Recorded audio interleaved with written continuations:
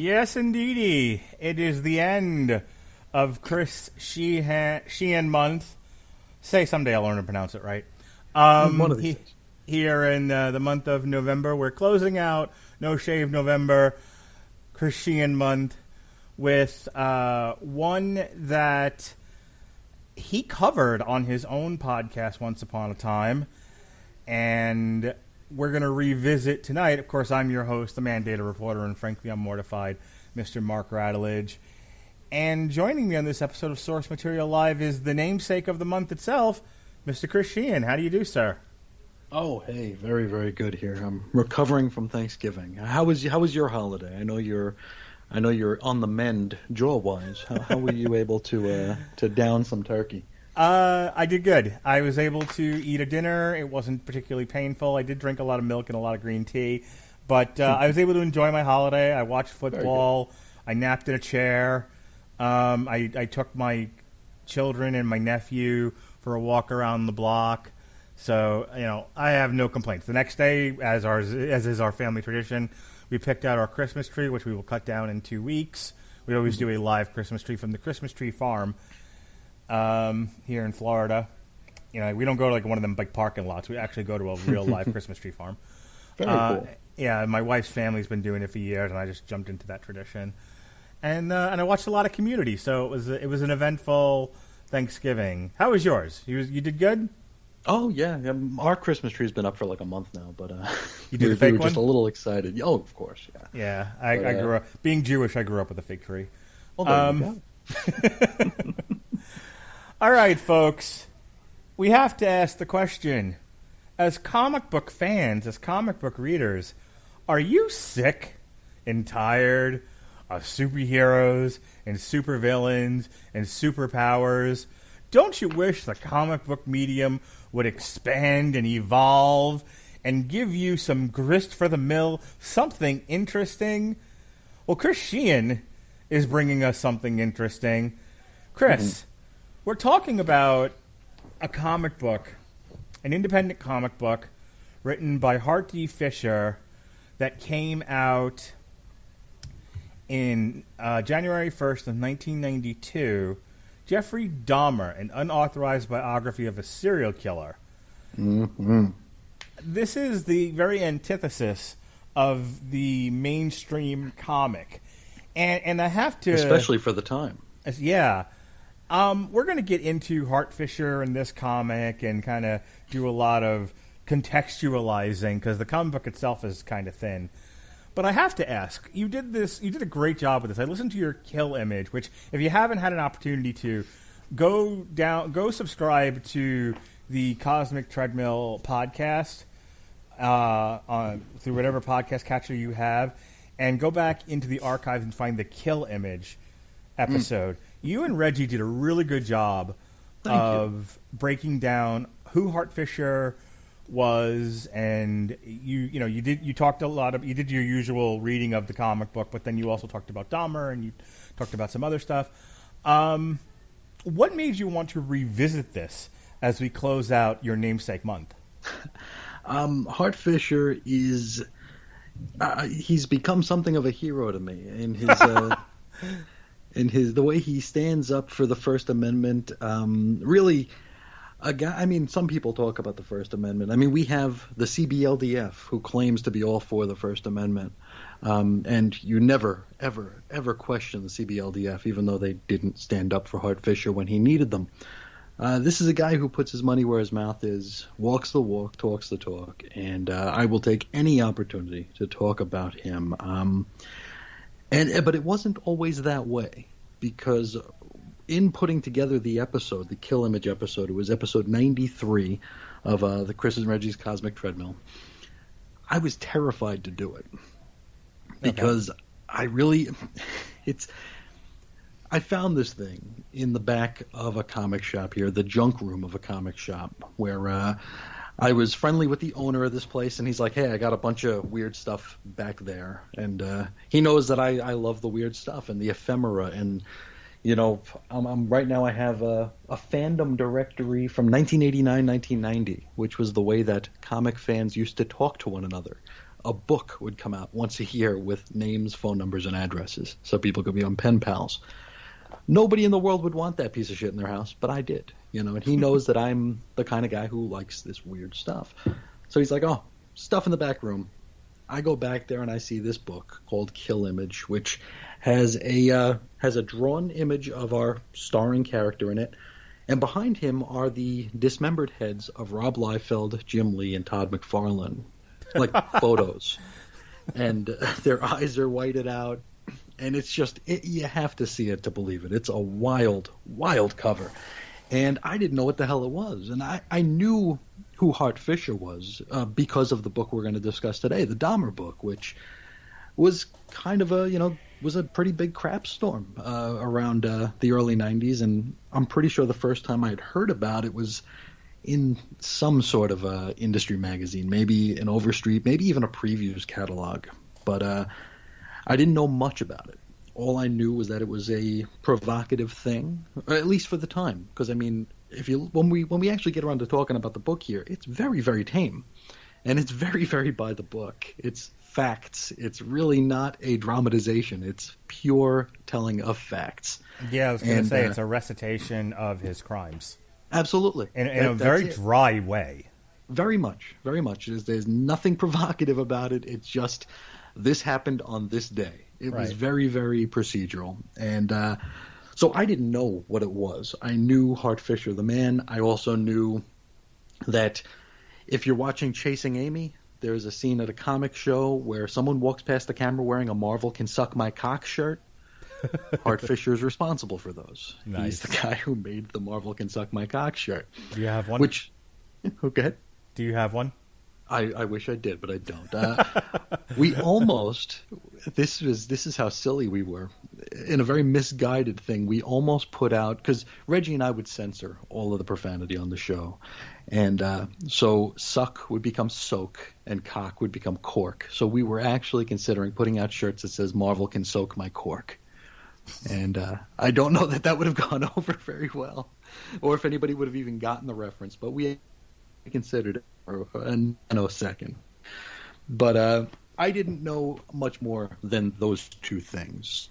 So I see this book, didn't know who wrote it, didn't know what it was all about. I picked it up because it's just so weird, and I got to the counter, and the guy behind the counter, who lets me in the back there, he's like, he kind of winced when he saw it, and he's like, hey, do me a favor, and he's like, if you're planning on just buying this to take a picture of it and run to Twitter and tag Rob Liefeld, please don't, because I guess him and Rob are friends.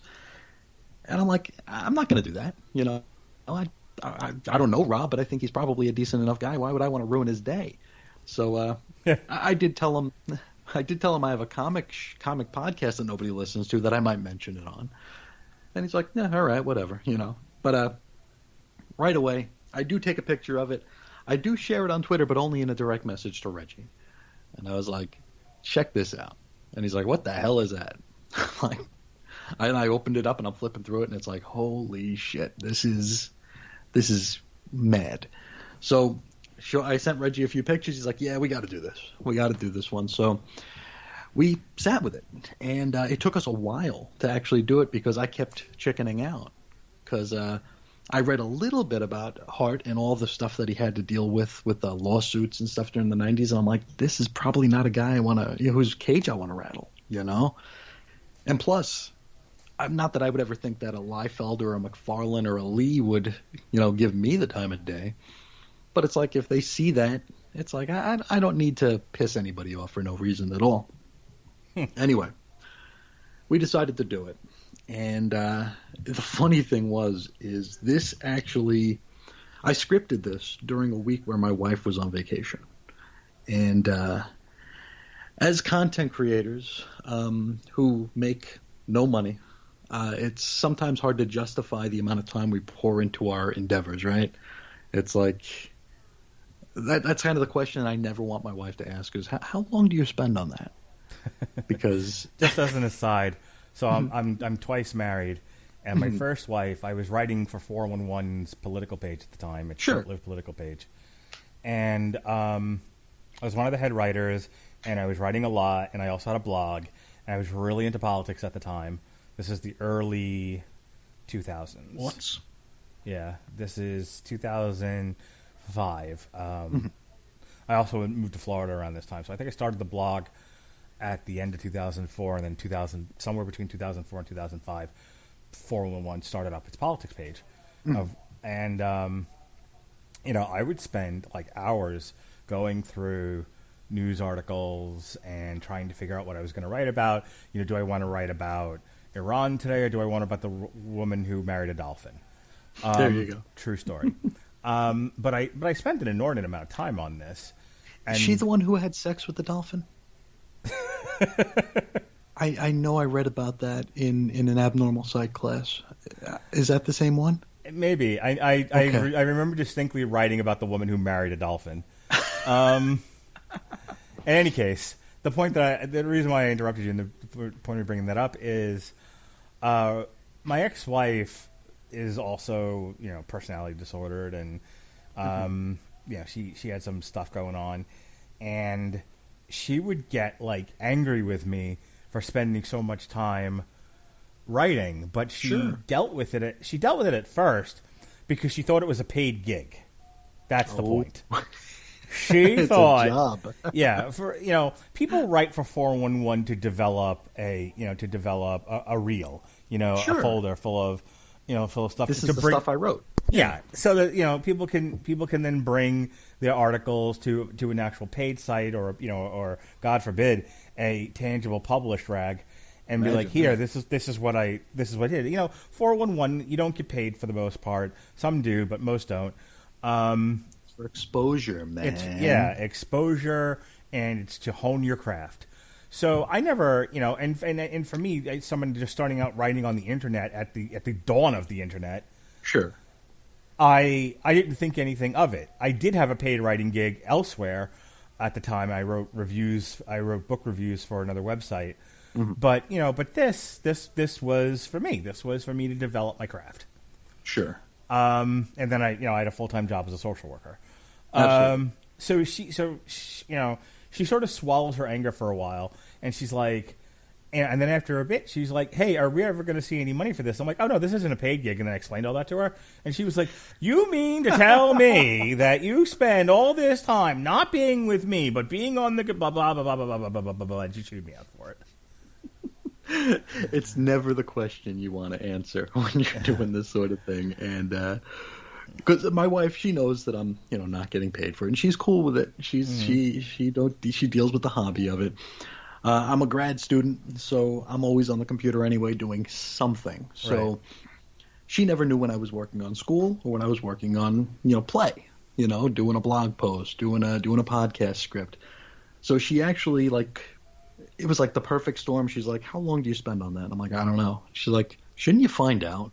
And it was like the first sort of chink in the armor where it's like, "Uh-oh." and I was like, "Okay, I'll find out." And I mean, we work Reggie and I do deep research, and there are times that I'll spend 5 hours researching a single fact that will give me 5 seconds of audio. So it's it's not a good give and take sometimes with research. Believe me, there's an article I wrote. It's the article I'm most proud of for 411, and I wrote it with my dad. And the subject of the article was about how it's a fallacy that there was a line that was uttered on the second season of The Wire, for those of you playing Rattledge and Broadcasting. Bingo, that's a Center Square. And the line was, "We used to make shit in this country. Now we just stick our hand in the other guy's pocket." And the line, and really the whole season, is about the death of the American dream and how the middle class is shrinking. And, you can't just get a job and take care of your family anymore. You need, you need to be highly skilled. Sure. You can't just graduate high school and go work on the docks as, stuff like that, or be a union member or anything like that. It just doesn't really exist anymore. And the fallacy is that, jobs went to Mexico, and manufacturing left the country, and that's why the middle class died, which turns out not to be true. We still make things in this country, and in fact, manufacturing has grown. The problem is it's all automated. Sure. That the amount of people it takes to, and we'll get back on subject in just a second, but the amount of people it takes to make a widget has been reduced from 100 to 50 to 10 to 1. Sure. Because everything got replaced with machines and computers, et cetera, et cetera, et cetera. And so that's what the article was about. And my dad and I spent hours researching this. Mm-hmm. I mean, like, it's if you ever find it, like through a Google search or whatever, I think I actually titled the article, "We Used to Make Shit in This Country." And I linked the scene from The Wire. It's really, it really could have been like published in a real publication. Made out of paper and everything. Yeah, exactly. It's really like one of my most proud written achievements. That's awesome. And I remember like getting very little feedback on it. I think somebody may have said something about 2 guys, 1 hammer or something like that. I don't remember anymore. But to your point, we spent a long time researching this. My dad and I wrote a couple of things together, and we would spend a lot of time making sure we had our shit straight for the morons on 411 Mania. There you go. So, I'm thinking back to the Comics Code episodes where, it was literally 5 hours transformed into 5 seconds for a few instances there, just making sure we had things perfectly where we needed them to be. And with this Hart Fisher episode, I thought it was going to be a throwaway. I thought it was going to be, okay, we're gonna have some giggles at this weird kill image thing. We're going to talk about Dahmer for a few minutes, and that's the end of it. I thought this would be an episode kind of like our Hawkman and Adam Strange thing. I thought it was going to be like a 20-minute thing where it's like, well, is there anything else you want to talk about? Well, no, let's get out of here. But the more I read about Hart Fisher and his life and his battles and his run-ins and just everything, I can become a very obsessive researcher. And Hart Fisher is that captivating a character and that captivating a man, where it was just like, wow, this guy has a story, and I really wanted to do it justice. And so I told the wife I would clock in. Every time I was going to write for the script, I would mark down the time. And over the years, I've said that it was 60 hours of research. I've said it's 80 hours of research. I actually found my clock-in sheet, my time card, and it was actually 74 hours. Wow. That I researched on Hart Fisher, and all of, as much of his life that I had access to, of course, as well as just immersing myself in everything I could. I found audio interviews. He owns his own Roku station called American Horrors. I had that playing in the background just for more gestaltiness, It was just a real massive endeavor. And this probably is the episode of the Cosmic Treadmill I'm most proud of for that simple reason. But it was just such an amazing, and this was all in the span of 1 week that I did all this research, which was just insane. And we put it out, and I think we talked about this either last week or the week before, where it's like, you can put the easy thing out that people like, but you can put the thing out that you actually care about, and no one's going to care about it. Yup. And Kill Image was the hill I was going to die on, basically. It was the story I wanted to tell. It was a book. The book was meaningless. Kill Image is an angry guy. I was going to say a giant fucking tantrum. It's basically a guy who's frustrated. He's had it up to here with the industry he's chosen to be a part of. But the rest of the story is what got me. The Kill Image script, I probably wrote that in an hour, just for that part of it. The part where Reggie and I do our, engage in our vocal talent, voice acting and stuff. But and I tried doing Duke Nukem for the main character in that, but I just don't have the range. But I wanted to tell his story, and that's why I'm so open to talking about this again. I've never read the Dahmer comic until now. Okay. Yeah, I was saving it because it was going to be another episode of the Treadmill, or it was actually going to be an episode of Weird Comics history, because I don't really, you talk about things like underground comics, right? You think about R. Crumb and that whole realm, Dennis Kitchen, the Fabulous Furry Freak Brothers, stuff like that. Hart Fisher doesn't really fall into that category as an underground creator, but in the interest of actually getting another episode out of this, I wanted to show him as sort of an underground character here. I wanted to do a 5th or 6th part of our Underground Comics, Weird Comics History series. I can't remember if there are 4 or 5 right now. There are a lot of them. We spent many hours talking about Underground Comics. But I wanted to talk about Hart Fisher. I wanted to talk about Mike Diana, who I pitched to you earlier, but we couldn't find the books. And also Jim Goad. I wanted to talk about the 3 of them because I thought that they have a sort of a parallel. I don't know if you're familiar. Are you familiar with Jim Goad? No. Okay. He did a zine back in the early 90s called Answer Me. And I actually have the collection of Answer Me here that actually I got from Reggie's wife. And there are 4 issues of this zine, this underground zine here. And like one of them, let me see if I can find the table here so I can get them in the accurate order here. The first one is just like a catch-all, Answer Me number 1. The second one is all about murder. The third one is all about suicide. And the fourth one is all about rape. So these are thick zines that are all about this stuff, and they pull no punches. And the suicide issue is actually reportedly found. There are pictures of Kurt Cobain reading it a few months before he killed himself. He had the suicide issue murdered. of Answer Me. Huh? He was murdered. Is that what we're going with? Yep. My podcast, he was murdered. Who done it? Do I even have to ask? Are you aware of the what is said to be the conspiracy behind his murder? Are you aware of any of that? I thought Kurt Cobain just got a haircut and joined Weezer. Isn't that the story? I thought he was the lead singer of Weezer.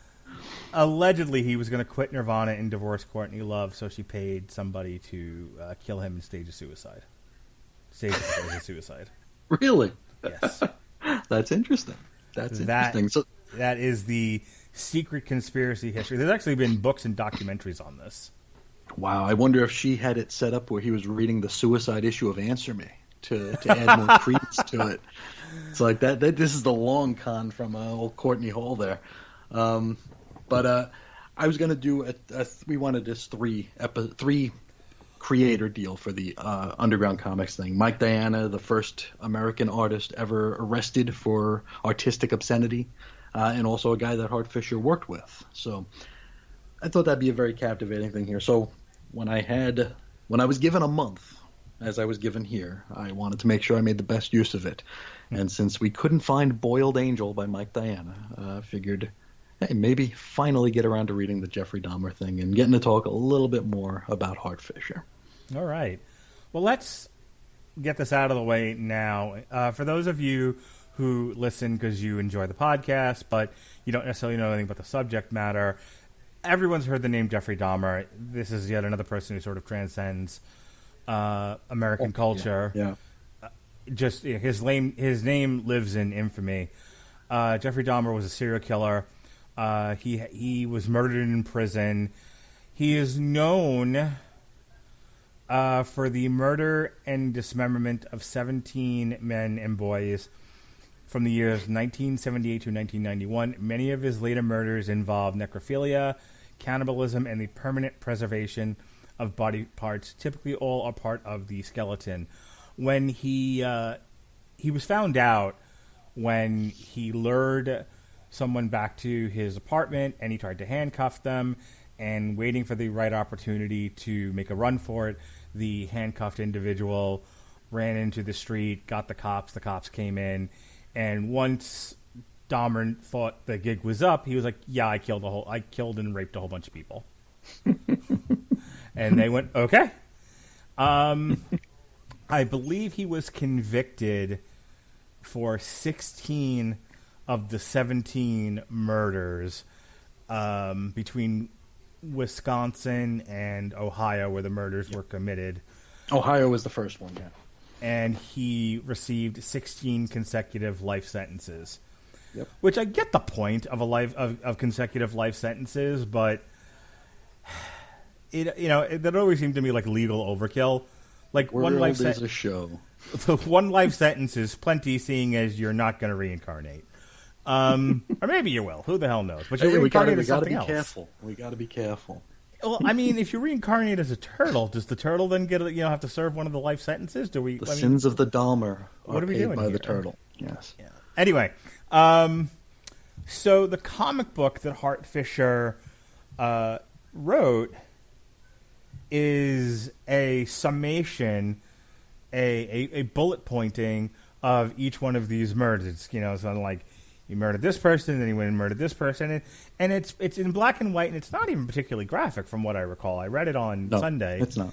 It's kind of, there are allusions, it kind of points to things, it gets a little creepy at times, but for the most part, it's like we're talking one or two panels dedicated to the particular victim, and then on to something else, and then it talks about his capture, and then it's over.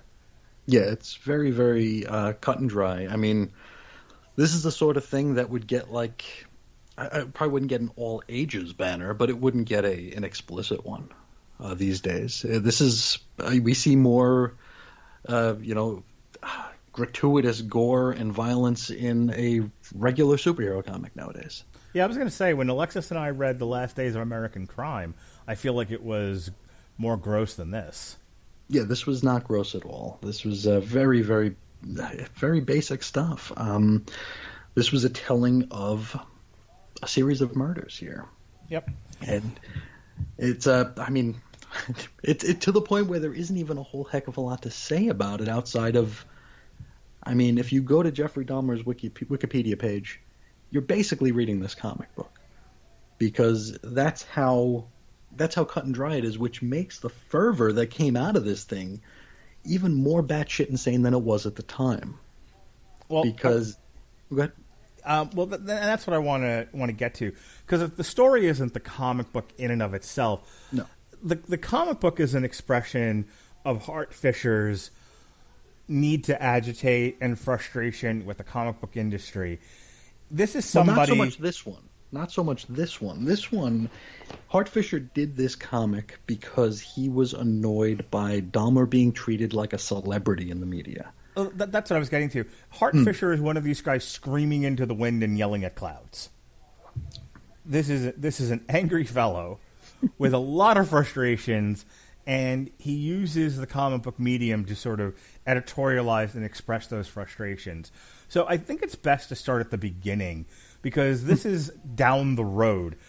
You talk about Hart Fisher, Chris,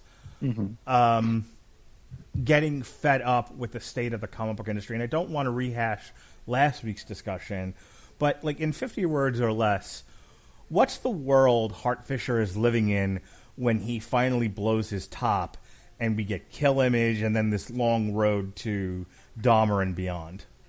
Well, Dahmer came first.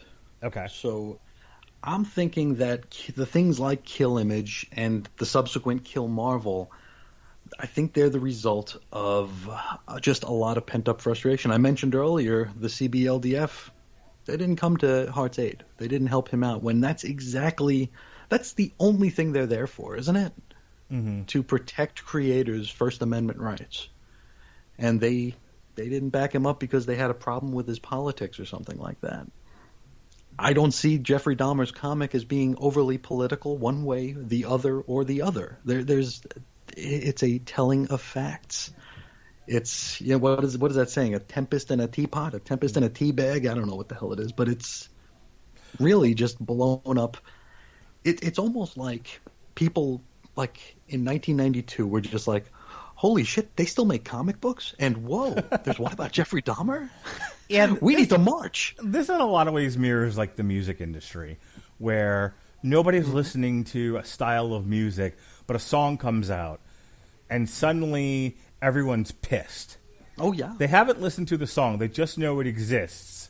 Mm-hmm. You know, and then it's suddenly, like, and this is even before cancel culture and Twitter and all of that.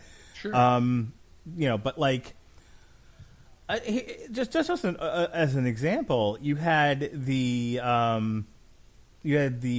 heavy metal of the '80s, and you had Prince, and you had, you know, a variety of different musicians, and you had all these groups rising up to protest them that didn't actually listen to the music. Sure. But condemned it and said that it was, you know, bad for kids and that it was manipulating them and causing suicides and all this other stuff, which turned out none of it to be true. Of course.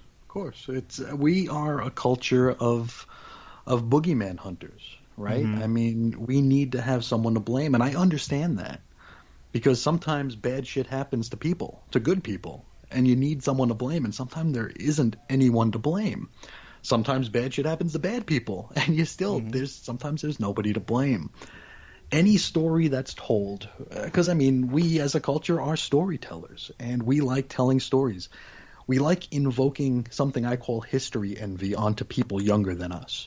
We want people younger than us to feel like we were there, man. You know, we want them to think that we were part of something important, when in reality, when it's, you know, billions of people all involved in the same, we're all on this planet at the same time. It's, you know, how special can it be? Mm-hmm. I mean, you know, not to go back to the comics code, but when you go to the comics code, how many people ball up their fists and go, damn that Wortham? It's like, well, do you know what Wortham actually did? Well, he made the comics code. Well, no, he didn't. No, actually, he didn't. He was a very, very small part of that, but he has been made into the boogeyman. The CBLDF had something to do with that as well. But it's like, you have to do the work to see that things aren't always so black and white. Jeffrey Dahmer, a boogeyman, who deserves it. Go figure. The guy who is writing the story to point out the fact that Jeffrey Dahmer is a monster is labeled a boogeyman. How does that work? How does that happen? And how does this poor dude have to deal with all the bullshit that's going to come into his life after just telling a story? So he started his own publishing company, Boneyard Press. Yes. And he did that after leaving one of the mainstream comic book publishers, correct? No. I don't believe he was with he might have done some indie stuff, but I know he started Boneyard. I think he had a loan from his grandfather, and he wanted to publish a book called Dark Angel, which is actually part of the reason why he and Marvel butted heads. I think that's what I was getting to. Like, I knew that like there was, and this is sort of the genesis of things, if I remember correctly, that he had butted heads with Marvel, and out of that sort of erupts all this frustration. Yeah, and he actually beat Marvel there. Because Marvel UK, back in the early 90s, Marvel had an imprint called Marvel UK, which was like the first time that the UK comics were available here, you know, in North America. And one of those books was called Dark Angel. Well, you know, there's already a Dark Angel on the rack, so you can't, just because you're the biggest company, you can't just take another name. So Fisher, you know, fought Marvel and beat Marvel. So then Marvel changed the name to, actually Marvel first, instead of calling her Dark Angel, they called her Hell's Angel. And a certain group had a problem with that. So Marvel had to change the name. And so they changed it to Dark Angel, and then someone had a problem with that. And I mean, this is a book that nobody gave a shit about anyway, so it's like, just cut your losses and cancel the damn thing. But that's I think that's the earliest Hart Fisher work, is that Dark Angel. Okay. So, getting into why the Dahmer book, what is... Now, I know that after his conviction, there are family members that went on. You know, a lot's been written about Dahmer, a lot's been said. There are family members that went on talk shows. And, you know, and Hart Fisher takes issue with that. And he does this book to kind of be like, hey, this isn't somebody who people should profit off of. Is his editorial stance. There are people profiting off of the horrors this guy committed. So I'm going to just outline those horrors so people understand that this is a bad dude. And he then runs afoul of some of the victims' family members, and he gets a lot of attention on him for this book. Can you get into that a little bit? Yeah. Hart was annoyed that Dahmer was he was like depicted as like this like handsome, aloof, eccentric, just oddity. And I mean, for some context here, Dahmer was listed on People magazine's 25 most intriguing people of 1991 list. Right between Angelica Houston and Elizabeth Taylor was Jeffrey Dahmer. He was also on the cover of the August 12th, 1991 edition of People magazine. So it's another thing we kind of do in this country is that now it's a little bit more acceptable to have maybe not so much a fascination, but at least a curiosity about serial killers and just bad people overall. Oh, Jesus Christ. There's only 107 million shows out there. Kind of, sort of, and podcasts, too. Yeah. Those are the ones that get listened to. If I had a nickel for every broad who said to me, I love Serial Killer Podcast, I would have a lot of nickels.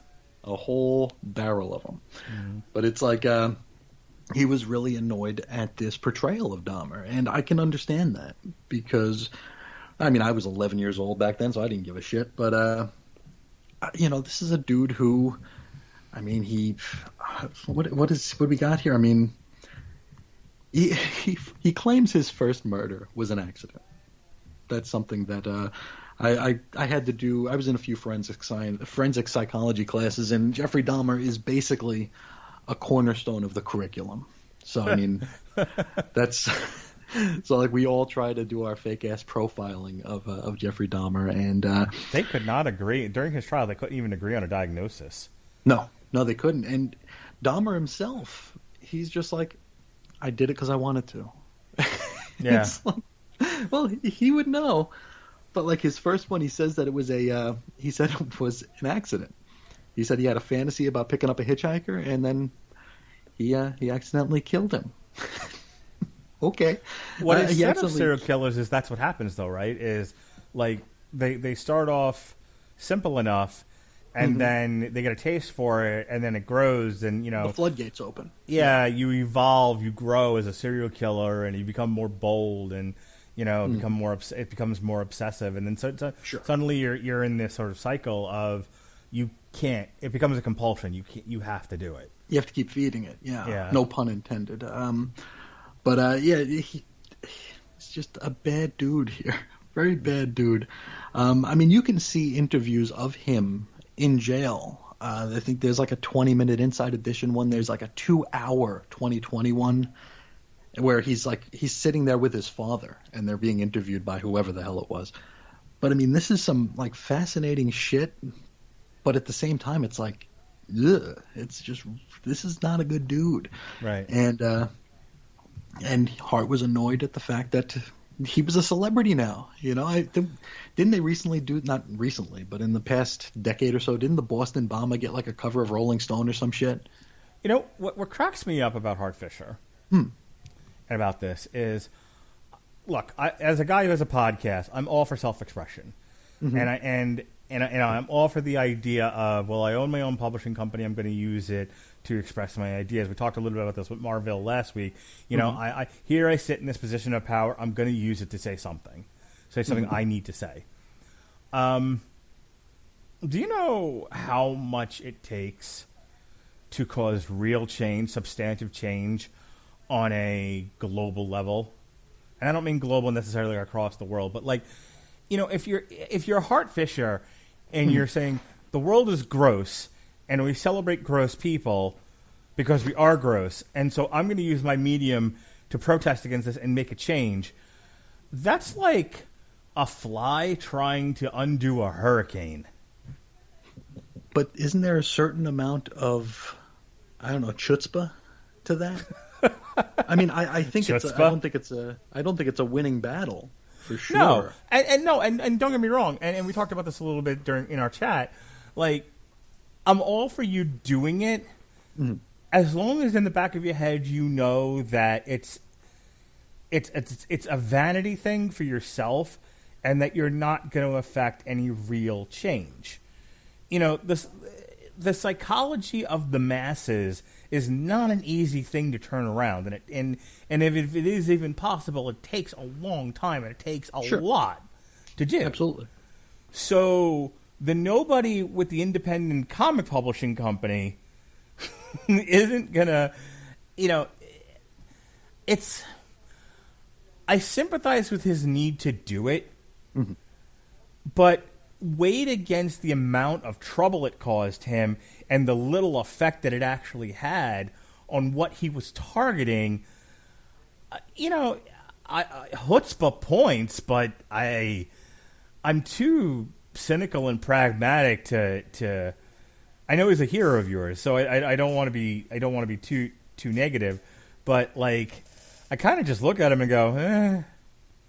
Well, I mean, here's the thing. I mean, as a member of the comics industry, like he was and is, to do something like this, no matter how big or how small, when he was called to task for it, when the public decided, holy shit, there's comics out there still, and one's about a serial killer, uh-oh, that's when the rest of the comics industry should have banded together and been like, this is one of ours, and he should be allowed to do this.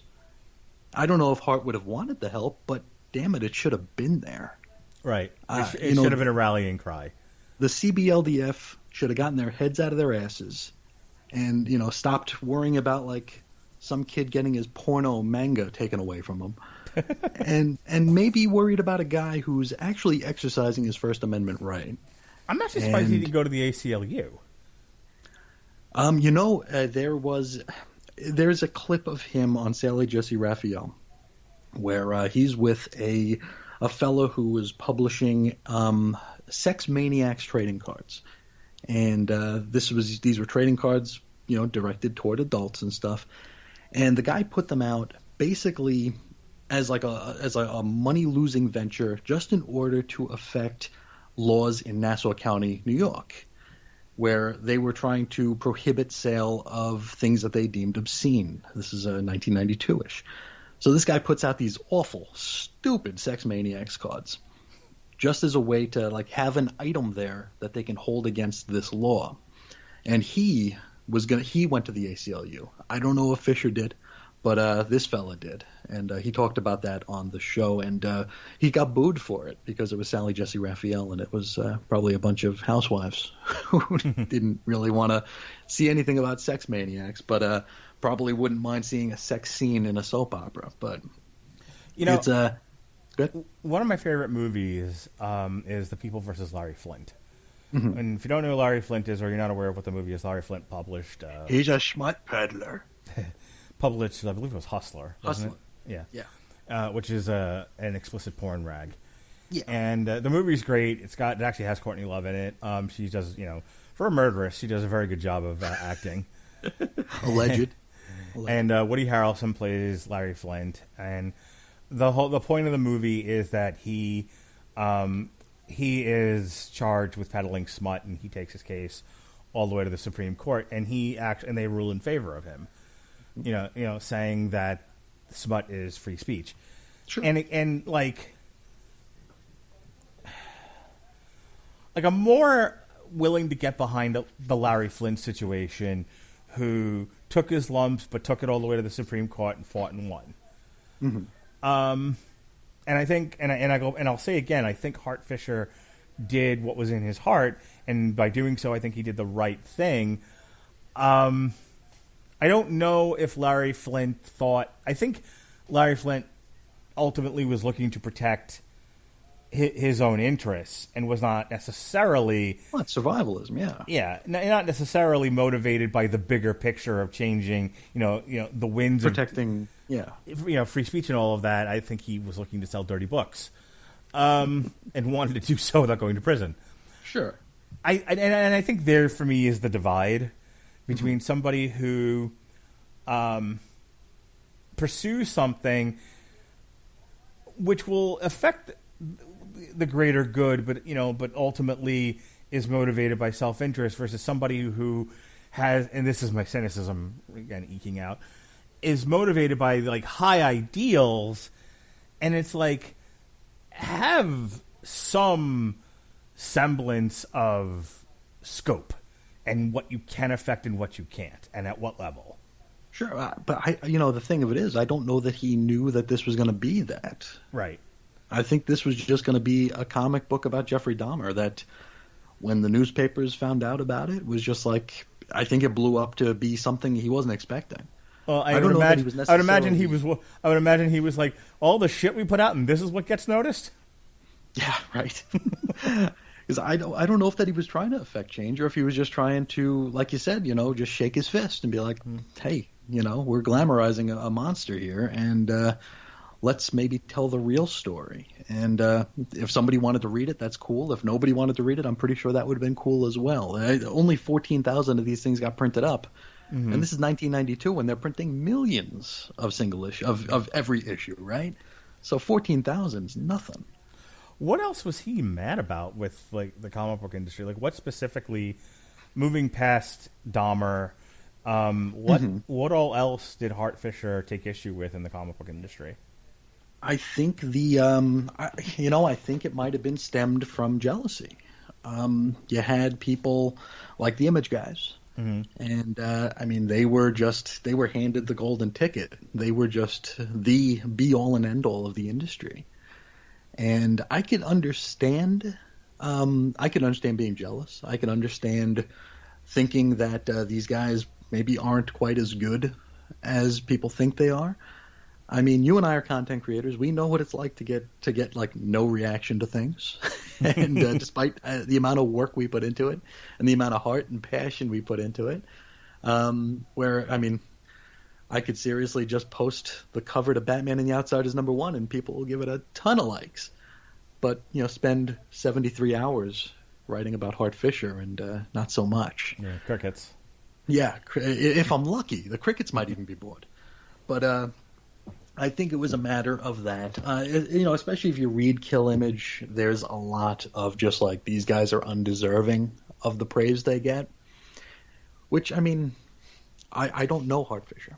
I've had very, very few, exchanges with him. So I don't know him. So I don't know if there's anything else to it. I know that he was an interviewer for, what was it? One of the industry mags. And I know he interviewed Rob Liefeld, and I know it didn't go very well. So there might have been some sour grapes over that. Mm-hmm. But, it's one of those things where it's sophomoric, and it's potentially rooted in jealousy. I don't know, so I really can't say. But I could understand if it was, He comes across, just in the reading that I've done and listening to you talk about it on your podcast, he comes across as a guy who has very concrete views of, and in dealing with like geek culture, I see this a lot. Mm-hmm. So I'll tell you a quick story. And I thought about bringing this up in a podcast I'm going to be doing in the future. One of my good podcasting buddies and one of my friends wants to do a podcast on the show Community. Mm-hmm. And it came out of my vocally, loudly saying how much I like The Big Bang Theory and how much that show irks a lot of the people around me. They call it nerd blackface and all this other stuff, and I've said time and time again, I feel like the people who are offended by The Big Bang Theory are those who can't see the humor in the things we love, and in the humor in loving the things that we love, the way others can, and get like offended by it. So if you follow what I'm saying, but sure. The reaction I always used to get is The Big Bang Theory is nerd blackface. If you want to watch a good sitcom, you should watch Parks and Recs and Community, of which I've watched neither. And I haven't watched any of the three.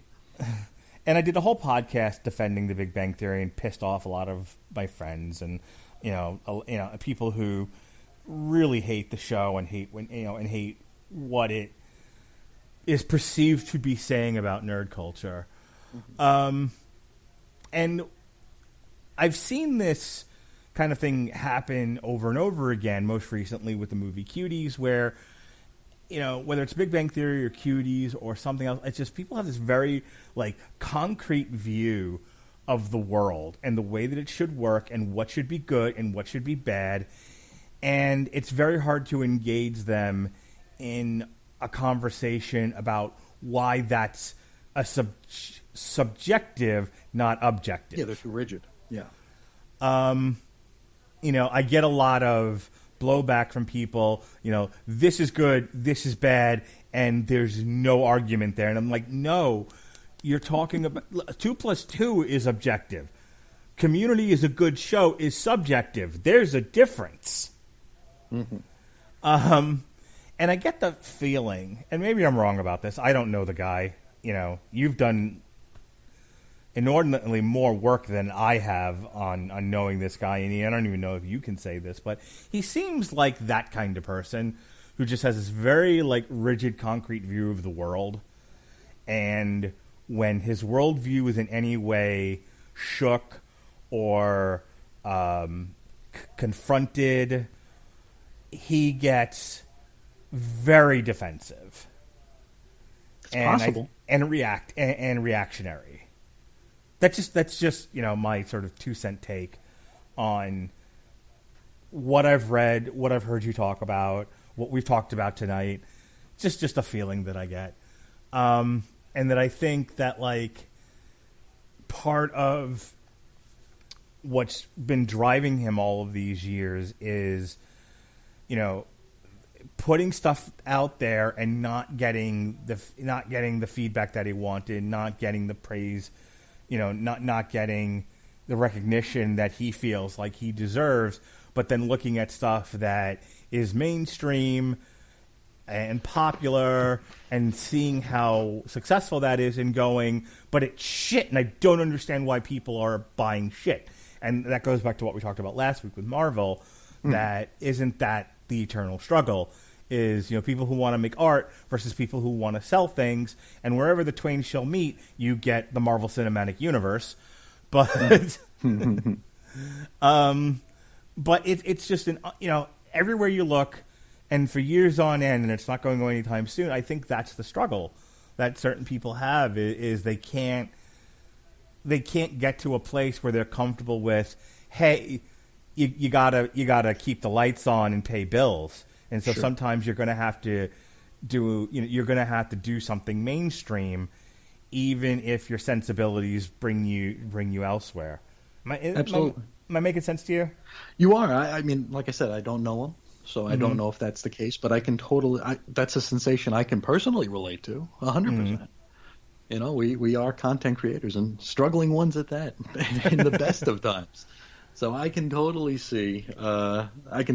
understand that sensation and relate to it very, very well here.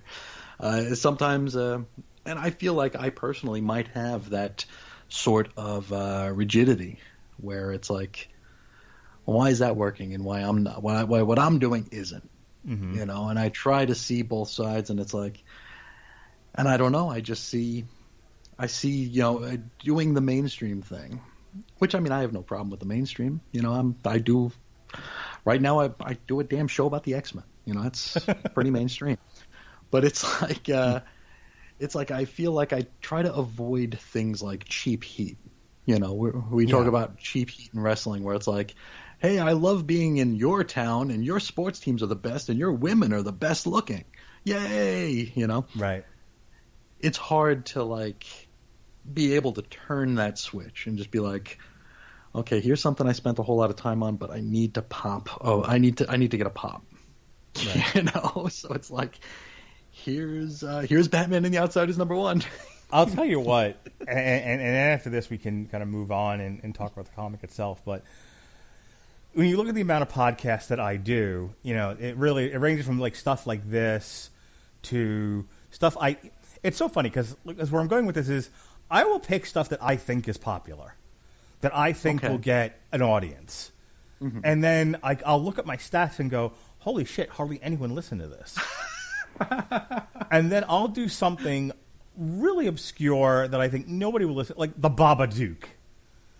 You know, we did a show on the Babadook because Robert Winfrey wanted me to watch it and was excited to talk to me about it. That's literally it.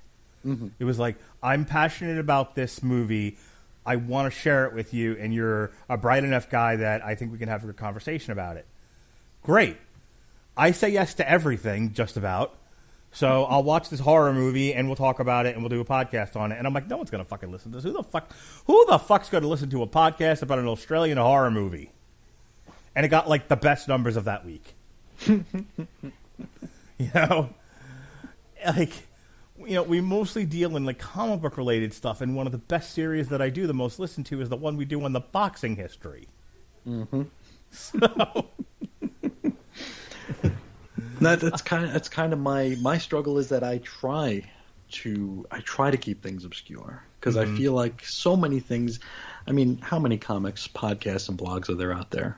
Thousands Right. of them. Every day a new one pops up, and every day 3 more get a Patreon. You know, it's like every day.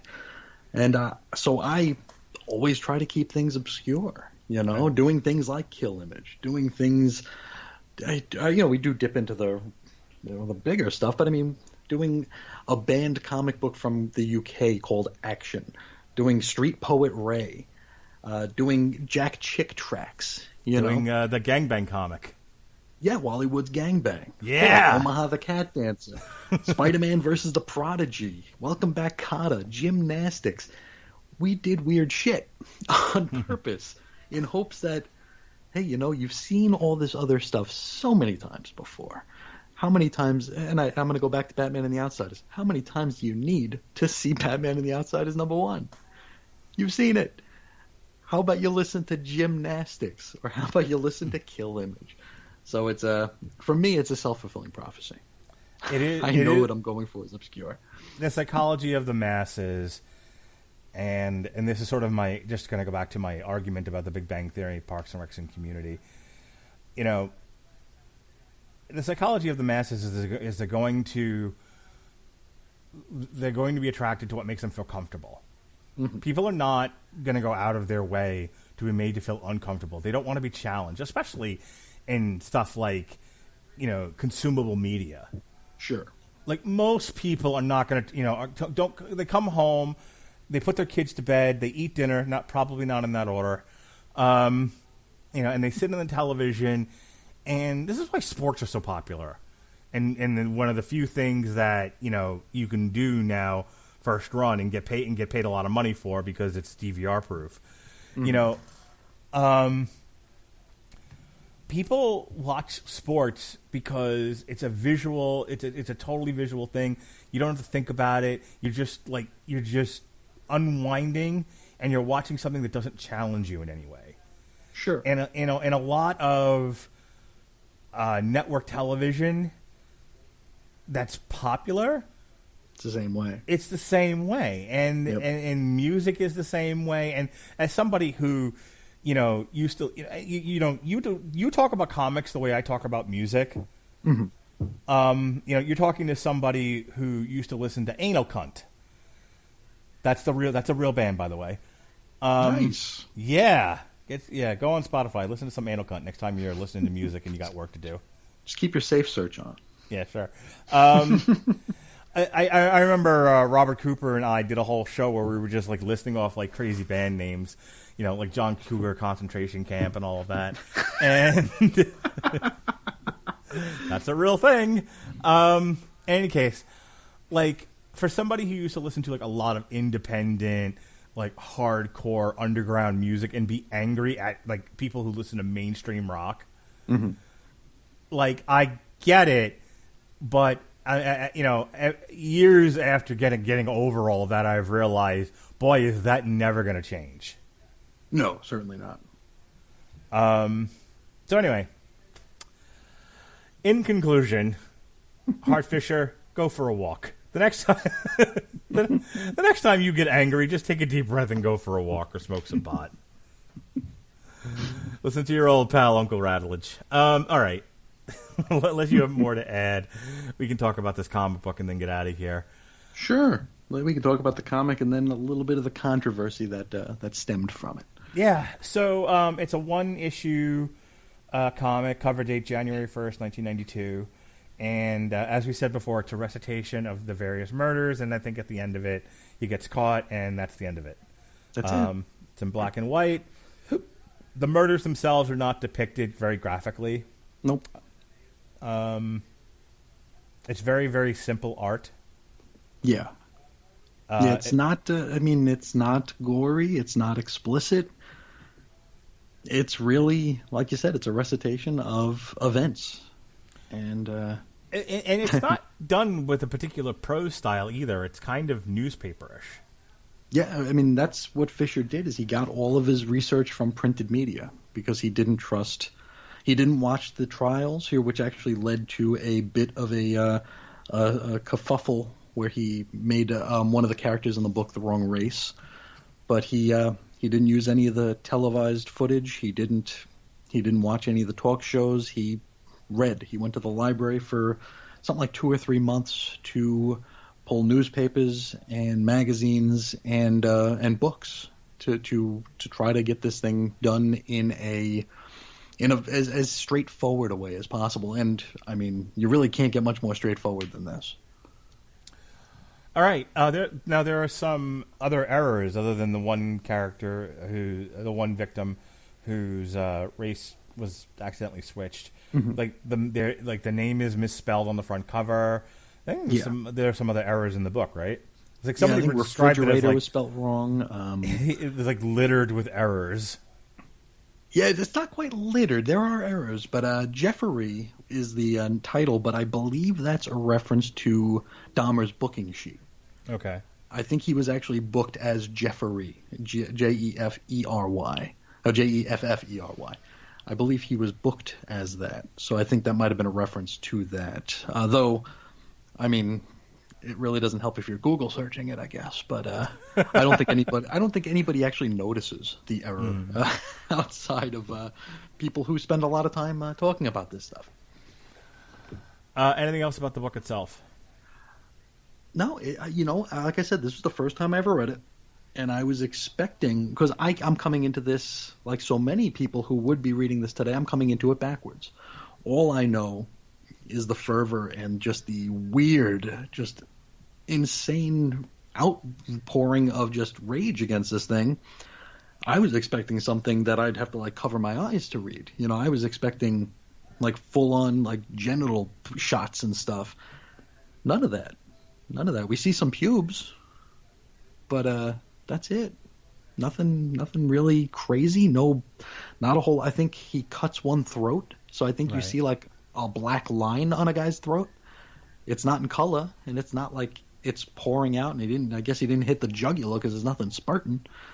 It's just very, very basic, Trapper Keeper art. All right, so the fallout from the comic book. Go ahead. Okie dokie. Let's see here. Now, the book had a print run of 14,000, right? And likely due to a mix of curiosity and controversy, actually sold well. But due to the legal fees, Hart didn't see any of the money for it. On May 17th, 1992, the Los Angeles Times called the book deplorably irresponsible. And I mean, 1992 is not too long ago. And I couldn't imagine something like this happening today, where, especially with such a nothing burger as this. I mean, I don't know what you could even confuse this with. I don't know. What was I reading today that people were? I mean, this isn't Cuties. No, and I get that. Yeah. But something I read today, and I can't remember what, but this isn't it, but this is another example of. So they pulled an episode of Community where they played Dungeons and Dragons because Ken Jeong paints himself black and puts on a white wig or dyes his hair white because he's playing a dark elf. Mm-hmm. But because he painted himself black, it's quote-unquote blackface, and that's offensive, and people protested. Okay, maybe this could happen today. Yeah, that's what I'm trying to tell you. It's I don't know. I really don't know. I mean, we could talk about that kind of thing for a long time, but we won't. Now, they attempted to point out errors in the Dahmer comic, but they also refer to Boneyard Press as being a Milwaukee-based publisher, which they're not. They're out of Champaign, Illinois. The article in the LA Times ends with, publishers, of course, are protected under the First Amendment's right of free press, and that protection needs to be as near absolute as possible. But with those rights comes responsibilities, including judgment and at times self-restraint. Obviously, neither of those qualities was exercised in this case. Who gives a fuck? Right? I mean, well, again, the assertion that he's not. There's no editorial comment made here. None. That's kind of another failure to me of this comic book is if he's railing against the. He just want to present the facts. The sensationalization. Thank you. Sensationalizing of Jeffrey Dahmer, then this should have been slanted in that way. You know, he kind of presents these. The comic book reads like I said before, like a newspaper article. Yeah, it's a recitation of facts. It's an essay. Yeah. This isn't he like I said. There's no prose in here. There's no this monster preyed upon naive gay men.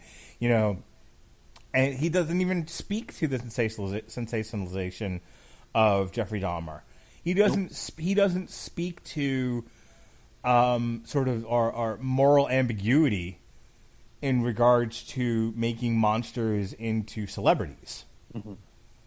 None of that's in here. There's no editorial stance. There is in the inside front cover. There is a little note from him about it, but as far as the actual sequential art's concerned, no. This is basically a comic book essay. So going back to what you said, with regards to this was poor judgment. That's like saying like the Wikipedia page on Jeffrey Dahmer is poor judgment, right? No joke. I mean, this. I don't really understand. I mean, unless their editorial slant is we shouldn't talk about bad things in public. That is kind of what the overall sensation is here. Can't we talk about nice things and you're exploiting the victims? And I'd like to take this time to say that next week we will be talking about My Little Pony meets the Transformers. Yes, you will.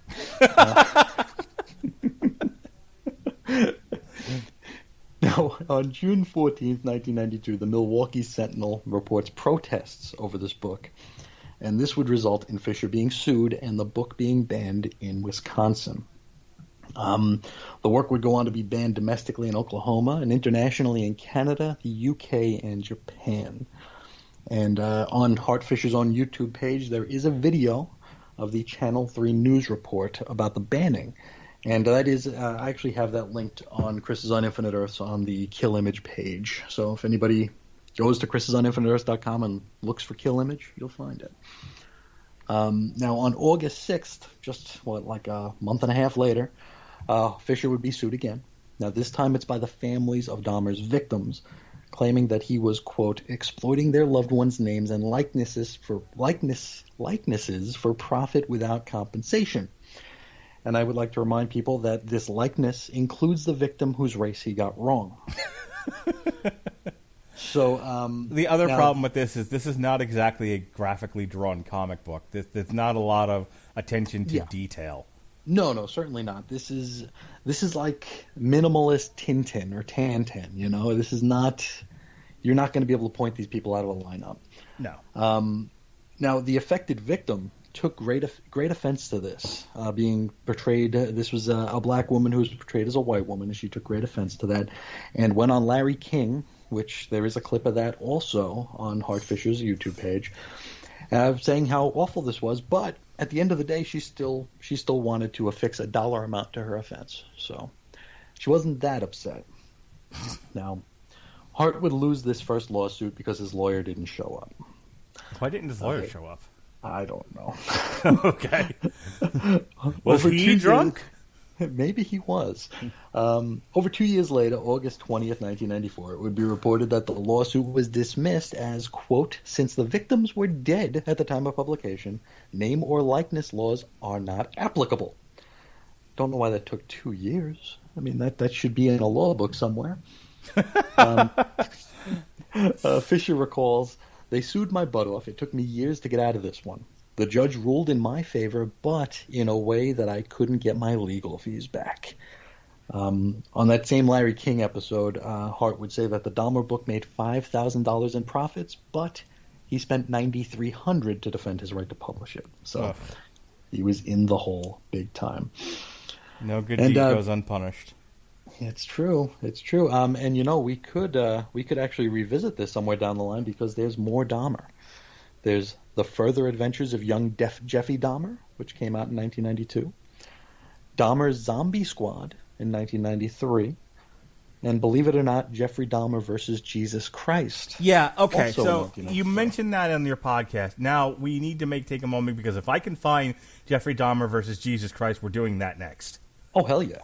I'm down with that. Or at some point where there's an open place on the calendar. I've never been able to find it. So if we can do that, I'm all in for it. Because I can't bump My Little Pony Transformers.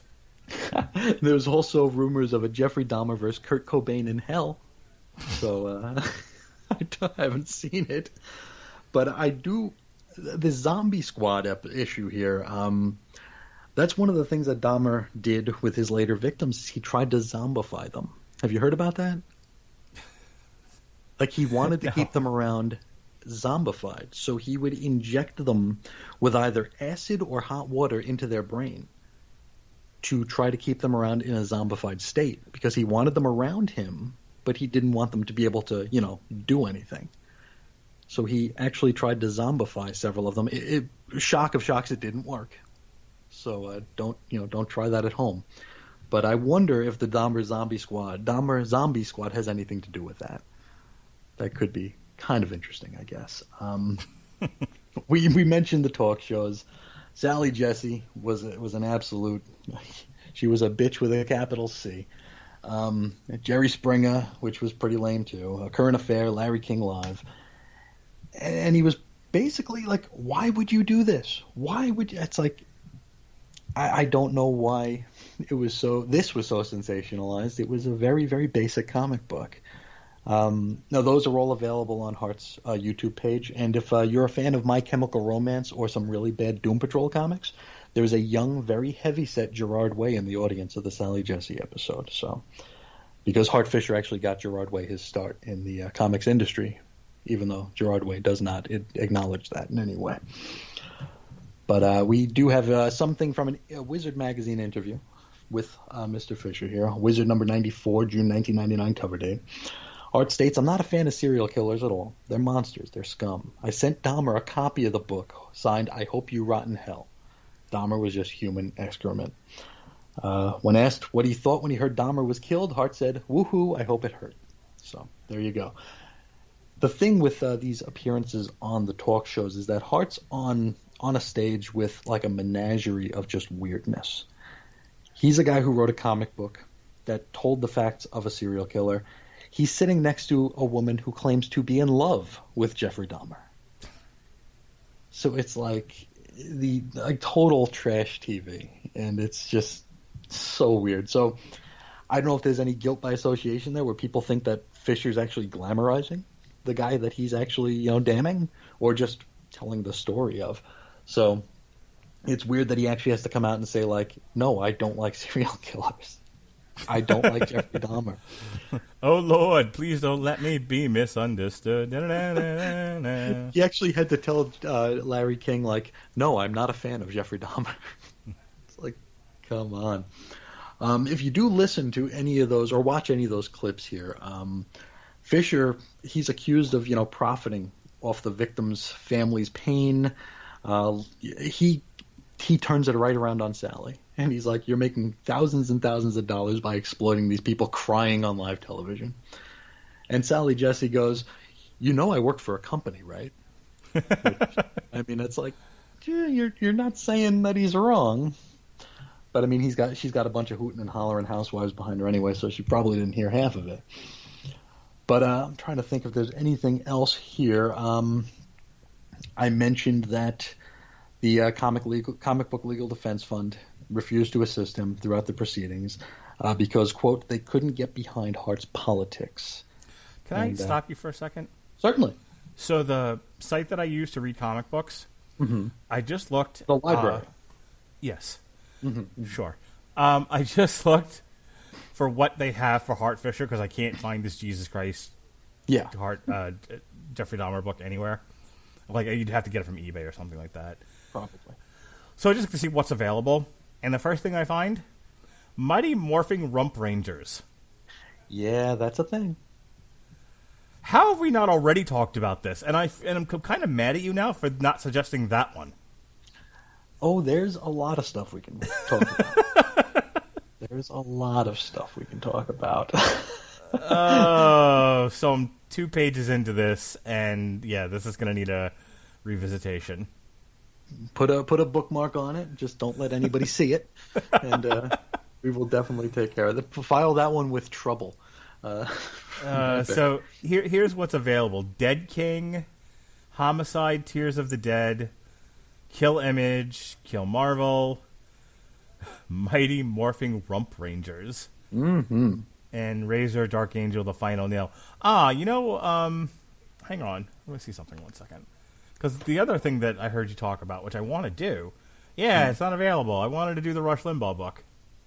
Oh, I've actually got that sitting in front of me now, so I can snap pictures of that and send it to you. Rush Limbaugh Must Die. Yeah, that's a must. I can snap pictures of all 20 odd pages of it and send them to you, so we can take care of that one for sure. Not to be too meta or behind the scenes, but I can assure you, Rush Limbaugh just thought it was funny. He did. I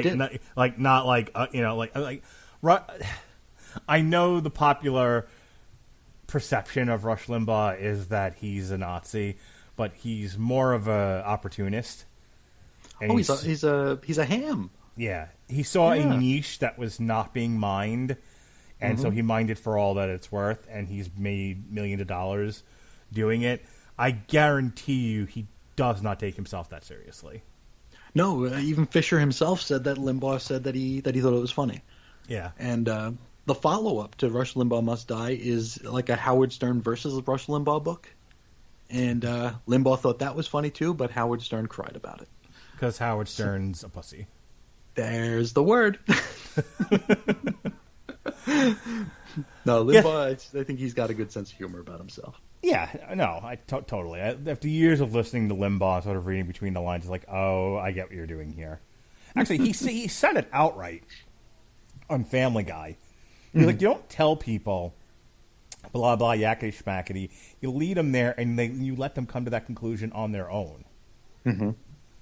That's not the mark of a Nazi. That's somebody doing entertainment. That's an entertainer, through and through. Now, let's see here. What else do we have here? The CBLDF, they didn't help him out, which I've said a few times now because it bears repeating. And the CBLDF, they were established in 1986, so they were already around for a little while before this happened. But that does raise a good point. Like they didn't like his politics. A lot of times, like somebody who's a rabble rouser, who's always like pissing in the wind, people won't back them, and they won't back them because they're who picks a fight you're going to lose, or even if you win it, what difference does it make? Yeah. So it's very rarely about the issue itself, and and whether it's or not about statistics. It's about success rate. What is to be gained? Exactly. You take a high-profile case and you win it, there's a lot to be gained. You take a nobody case with a nobody, and win or lose, you gain nothing. Why bother? No, not to go too far in the weeds here, but my wife's grandmother went through, she had cancer a few times. And there are some renowned treatment facilities out here that I looked into to have her go in there. And when they found out how far gone she was, they said no. And I remember thinking, it's like, because they didn't want it to hurt their numbers. Right. And it really, really turned me off. And here we are 12 years later, and she's 92 years old, or 91 years old now. So she survived it twice. And this place just turned us away like we were nothing. And it feels similarly to this CBLDF not taking this case. It's like, we think we might lose it, so no. It's like, well, I mean, not to be unflinchingly rigid about principles, but not kind of what you're there for. I don't know. Now, during this, and this is sort of tangential, but it does come back around here. Fisher was working on a film called The Garbage Man, and this was 1993. Hart was kind of a local celebrity in Champaign due to the controversy of the Dahmer thing. Not the good kind of celebrity. He was in the news a lot for the Dahmer book, and the making of this film, The Garbage Man, was in the news as well. It would be reported as costing about $20,000 to produce and was paid for by credit cards, and we'll get back around to that in a bit. There was a protest demonstration at Hart's home, which was aired on CNN Live, and this was about the Dahmer thing. And this was a demonstration, and it's, more than just a few yahoos are here. There's a lot of people. Got SWAT teams and everything. Hart was warned that the Ku Klux Klan was going to come to town. And police suggested that Hart maybe leave for the weekend because bad stuff was going to happen. Hart said no. He said, I hate the effing KKK and not going to go anywhere. So instead, he threw a barbecue that he called the Dahmer Q. And he hired a band called Third Stone, who I've never heard of before, but to play live at his house, and he had a huge barbecue. And this is all, you can find videos of this on YouTube. It's actually very, very funny to see. While he, is this sort of local celebrity here, his home was broken into because he was out of town for a Fangoria horror convention in Los Angeles. And while he was gone, the local news outlets in town were telling the world that he was out of town. So his house got broken into and he was robbed. Now, The Garbage Man, back to that here, just for one final thing, was about a black serial killer who targeted white women. And there was actually a bit about it. Where are all the white women at? Well, The Garbage Man knows. Now, 7 days into shooting this film, on July 22nd, 1993, Fisher's girlfriend, Michelle Davis, was raped and murdered by a 20-year-old black male named Eric Daniels. Davis was a college student attending the University of Illinois, and she worked at night as a clerk or an auditor at the Charterhouse Inn in Urbana, Illinois.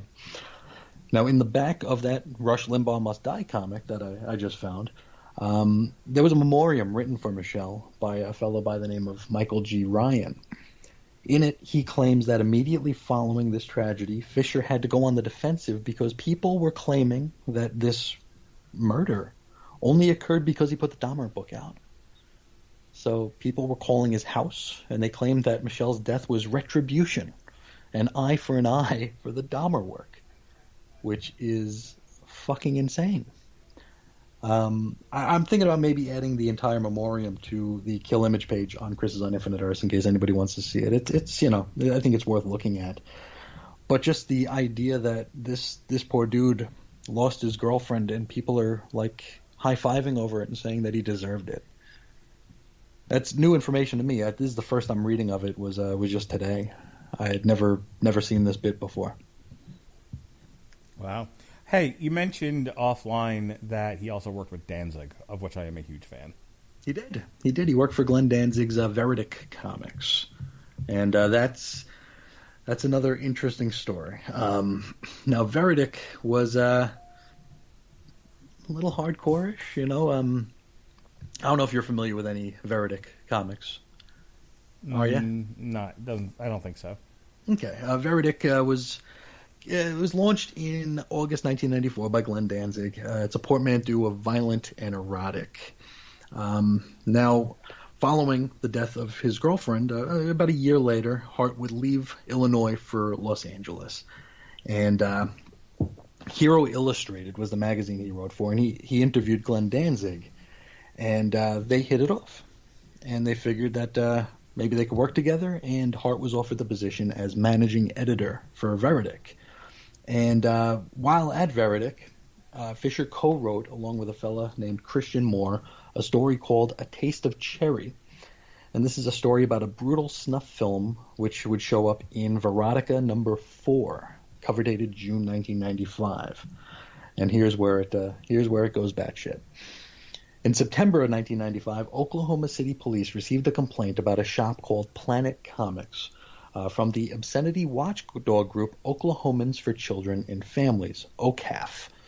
Undercover officers would visit this location twice, and each time they bought a copy of Veronica Number 4. Later that month, the shop would be raided and several bags of comics would be confiscated. Local prosecutors would bring charges on the store. One count of displaying material harmful to minors, which included Veronica Number 4 and Mighty Morphing Rump Rangers. Yeah. And then some other books that didn't have anything to do with Hart. One count of trafficking in obscene materials, and one count of CP. Now, store owners Michael Kennedy and John Hunter were arrested, like literally taken out in handcuffs and charged with 4 felonies and 4 misdemeanors. Now, these charges carried a maximum prison sentence of 43 years. Bail was set at $20,000. By the way, that's longer than some murder sentences. No joke, right? The CBLDF did get involved here, and they secured their release via bail bondsman of $2,000. The CBLDF would secure the services of defense attorneys Mark Hendrickson, James A. Calloway, and C.S. Thornton, and they were able to get nearly all the charges dropped, except those against Veronica Number 4. Now, Planet Comics would be evicted from their location, and due to the bad publicity, found that barely 20% of their customer base would follow them to their next location. Around this time, the police organized another raid, this time at John Hunter's home, where they confiscated a store computer and 250 discs. Planet Comics would go out of business, March of 1996. On September 5th, 1997, Kennedy and Hunter would plead guilty to 2 felony charges of trafficking in obscenity for selling Veronica Number 4 to consenting adults who had to ask for it. They would each be given a 3-year deferred prison sentence, so they served no time, but they'd both be fined $1,500. According to Hart Fisher, Veronica Number 4 with a Taste of Cherry is still banned as obscene material in the state of Oklahoma. So there's actually a full write-up of that on the CBLDF website, which is worth a look, despite the fact that I've kind of been ragging on them. Verodik might still be a thing. They were as of 2015, so I mean, maybe not, but they were still a thing as late as 2015. All right, Chris. Well, we have been at this for about an hour and a half now. Look at us. Yeah, I think it was a very nice conversation about Mr. Fisher and his naughty books. Is there anything else you'd like to say in conclusion? I'm going to give you the final word here about Mr. Fisher and Dahmer and his frustrations with the world. You know, I think I might just be repeating myself. I feel like this is a guy who, I mean, I was talking about this with the wife because she was wondering why in the hell I was talking about Dahmer. You know, most of all, she's like, "Why are you talking about Jeffrey Dahmer?" And it's like, "Well, it's really to talk about this other guy." She's like, "Well, why do you want to talk about him?" And it's like, "Well, here's why." Nowadays, I mean, you and I, we're creating content right now. It's not costing us anything besides our, internet bill. We're going to upload it. People are going to listen to it, hopefully. And there's going to be no exchange of funds, right? If I want to put a comic book talking about how much I hate, love, or whatever, anybody in the world, I can do that. I could draw something, I can scratch something down on paper, take a picture of it with my phone, upload it somewhere. It's published, it's there forever. Hart Fisher had to actually print these things. He had to pay out of pocket to do these things here, which to me says a lot about the amount of, no pun intended, the amount of heart that went into these endeavors and how much he believed in himself, which you really don't need to believe in yourself all that much to make content. Look at me. I think most of the stuff I do is garbage, and I still do it because it's not costing me anything. I'm not putting anything out besides my non-existent reputation. This is a guy who actually put himself out there. He put his money, literally put his money where his mouth was, and there's a lot to respect there. Rallying against Image and Marvel in 1993, I mean, you either have to have no qualms about burning bridges or be an idiot. And I don't think he's an idiot. So, bless you. Thank you. So I think burning the bridges with the most lucrative sources of income in the comics business, that really says a lot to me. And I mean, whether or not, a lot of the feedback I got on the Kill Image episode was like, wow, I don't like that guy very much. And I understand that. But part of me can't help but just really respect what he did and what he continues to do. It's hard to die on a hill. You know, I can't find any hills worth dying on because I really don't have that much of a backbone, I guess, when actual legitimate things are involved. This is a guy who's willing to do that. And win, lose, worth it, not worth it, he sticks to his guns. And there's just something very, very good about that in my eyes here. So I feel like I was very negative before, and so I'm going to try to dilute the negativity by saying this. My dad, who does a lot of work for the Brandon Democrat Party here in Florida, goes to a lot of protests. Mm-hmm. Like, my favorite picture of my parents, because I'm an idiot, and my parents will indulge my idiocy. At one of the protests they went to, I begged my dad to hold up a sign that says "Eat at Joe's," and so amidst all these signs like "Healthcare now" and "Take your hands off my Medicare" and all this other stuff, is my dad with the sign, with just smiling and holding up a sign that says "Eat at Joe's." Nice. I love that picture. God forbid when he passes away and you have to do like the cork board of like pictures. I'm just putting up that one. There you go. that to me sums up my dad's life. Anyway, him and my mom go to all these protests, and I kind of make fun of him for it because I'm just like, what do you think you're accomplishing? Like there's like 20 of you. Sure.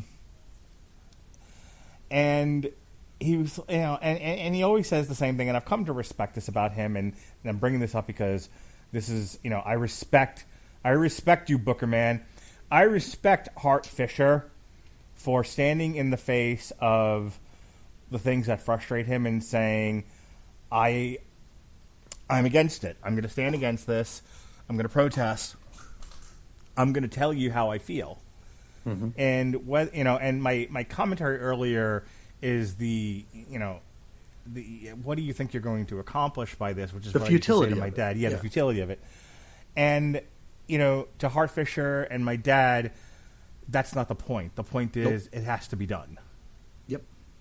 And it's harder not to do it. Yeah.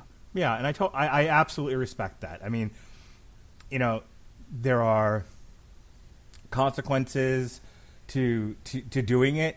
And if you're willing to accept those consequences, or you're willing to accept the fact that, you are throwing a penny into an ocean, then, you know what? It's your life. It's your time. God bless you. As long as you're not hurting anybody else. Sure. Who cares? Enjoy. Absolutely. And speaking of enjoying, Chris Sheehan Month is all over. Everyone boo-hoo cry. But that doesn't mean we're done with him. No, sir. Mm-hmm. He's skipping My Little Pony Transformers because he's a man. So Alexis Haina will be back, and we will have a gay old time. Gay means happy. It does. With the 4-part limited series My Little Pony Transformers. I personally can't wait. However, Chris is going to hang out with me and Jesse the next night, and we're going to discuss Captain Confederacy, the 12-issue limited series from 1986. Which Captain Confederacy lives in a world of what if the South won the Civil War, which is like a cottage industry all of its own between books and comics and whatnot. So Chris is going to be back to discuss Captain Confederacy with me and Jesse on That's an December epic 8th. book, too. Yeah. The original epic. And Not the Bill Jemas epic. And then he'll be back for 2 shows in a row. First, him and Alexis will be joining me to talk Batman 3 Jokers, something contemporary, just ended not that long ago. Mm-hmm. So we'll check that out. And then we'll be ending the year with the Ultimate Warrior. Yeah. Goddamn right. Comic with no words, only pictures. That'll be fun. The Ultimate Warrior Christmas Special. Mm-hmm. We're going to do a whole dissertation on Distrucity, so this will be like a 17-hour episode. It's going to be great. Queering don't make the world work, I'll tell you that much. No comment. This is what the Ultimate Warrior once said. Indeed. And then finally, Alexis Hana will be joining me on Wonder Woman, Come Back to Me. January, myself and Alexis Hana will be looking at Red Sonja and Vampirella Meet Betty and Veronica. Chris will be joining me for The Boys, Volume 2. Then Star Wars Bounty Hunters by Ethan Sachs. Then Alexis comes back for the second half of The Chilling Adventures of Sabrina, issues 6 through 8. And then that's it for the month of January. So Sheehan Month may be over, but he's not going anywhere. We're going to keep him around for a while. Mm-hmm. I appreciate it. People usually use me up and then spit me out, so it's good to be here. No, I'm a swallower. I'm a good girl. That's what nice people do, right? I think I saw that on a bumper sticker. All right. I've thoroughly embarrassed you and me and the comic book industry. In the meantime, some non-comic related plugs. We've got a change in schedules because my Canadian partners are feeling under the weather, so we're going to switch some things around. So instead, tomorrow, December 1st, myself and Alexis Hana are going to review the Animaniacs revival from Hulu.